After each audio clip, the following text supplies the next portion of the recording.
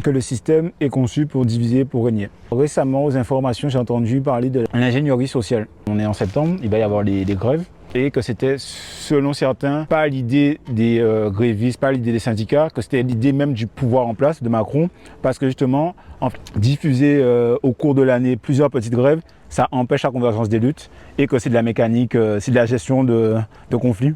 Il y a deux trucs auxquels je pense là. Le premier, c'est un truc qu'on avait déjà parlé. J'ai commencé Black Mirror récemment, donc j'avais entendu parler de ça et je l'ai vu en réel.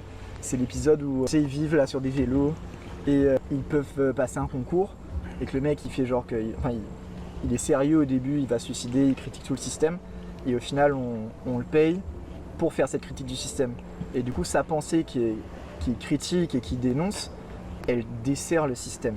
L'intelligence du système, c'est justement de prendre les contradictions et de les incorporer dans le système en fait. Ouais, si le système perdure depuis des années, c'est parce qu'ils ont eu l'intelligence d'assimiler les divergences. Et tu vois, genre, ça découle plusieurs choses, mais par exemple, Matrix, c'est exactement ça.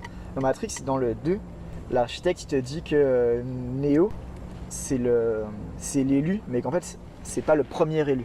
Et qu'en fait, à chaque fois dans la matrice, on crée un élu pour que les gens le suivent, pour construire une nouvelle matrice qui va permettre de rendre les gens plus heureux tout en restant dans la matrice.